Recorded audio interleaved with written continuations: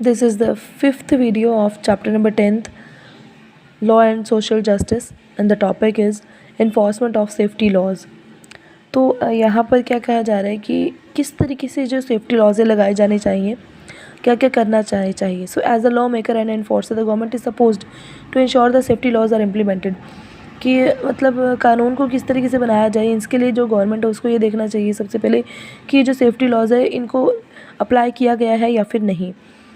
It is also the duty of the government to ensure that the right to life guaranteed under article 21 of the constitution is not violated. ये भी देखा जाए कि जो government ने rules बनाए हैं, जो गवर्नमेंट ने राइट टू लाइफ बनाया है वर्कर्स के लिए आर्टिकल नंबर 21 के तहत, तो उनको ये सब चीज़ें मिल रही हैं या नहीं मिल रही. राइट टू लाइफ उनको अच्छे से प्रोवाइड किया गया है या नहीं. मतलब इन सब जो रूल्स रेगुलेशंस को तोड़ा तो नहीं जा रहा. What was the government doing when there were such blatant violence of safety standards in the UC plant. तो गवर्नमेंट ने क्या किया जब यूसी प्लांट ने अपने सारे वायलेशन, मतलब सारे अपने जो भी रूल्स रेगुलेशंस थे सेफ्टी स्टैंडर्ड को लेकर, उन्होंने वो सब तोड़े क्यों, और तोड़े हैं तो उसके लिए उनको क्या सज़ा मिली. First, the safety laws were laxed in India. पहली बात तो ये है कि इंडिया में ये जो सेफ्टी लॉज है बहुत ज़्यादा इनको ढील दी गई है. Second, even these weak safety laws were not enforce. इतने ज़्यादा वीक है और इनको साथ में इन्फोर्स भी नहीं किया गया है, अच्छे तरीके से इनको अप्लाई भी नहीं किया गया है.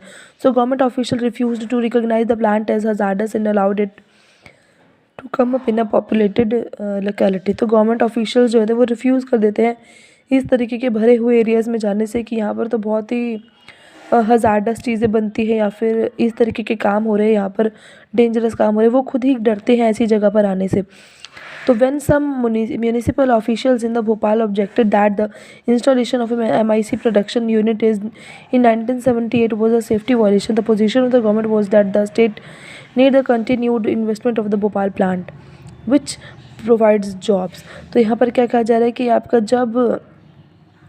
आपका भोपाल में देखा गया कि म्यूनिसिपल ऑफिशियल्स ने जब ऑब्जेक्शंस जताए कि यहाँ पर जो भी एमआईसी प्रोडक्शन यूनिट लग रही है 1978 में, उसमें सेफ्टी के लिए बहुत ज़्यादा कोई मेजर्स नहीं है.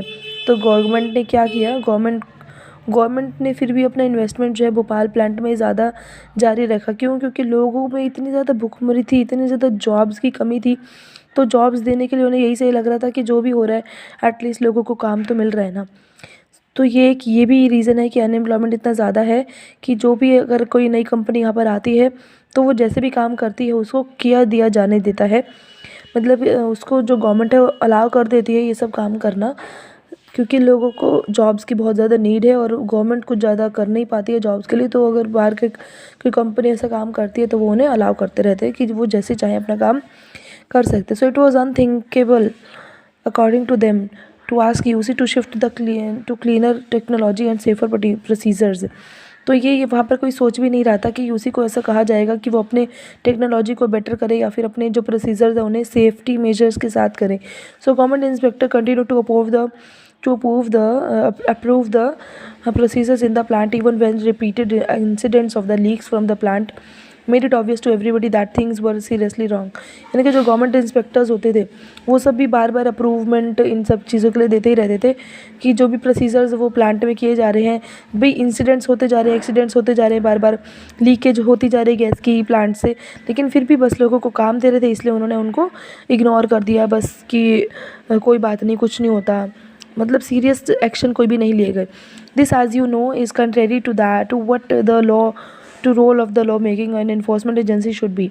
तो ये तो बिल्कुल उसका अपोजिट हो गया जो कि लॉ मेकिंग कंपनी को करना चाहिए और अपने सारे रूल्स को इन्फोर्स करने के लिए करना चाहिए. तो instead of protecting the interest of people their safety was being disregarded both by the government and by private companies. तो यानी कि मतलब जो लोग हैं उनकी लोगों की रक्षा करने की बजाय, लोगों को प्रोटेक्शन देने की बजाय इन गवर्नमेंट एम्प्लॉयज़ और गवर्नमेंट ऑफिशियल्स ने क्या किया, उनकी सेफ्टी को और ज़्यादा इन्होंने नज़रअंदाज कर दिया और प्राइवेट कंपनीज़ को एक तरीके से सौंप दिया कि भाई जो करना है कर लो.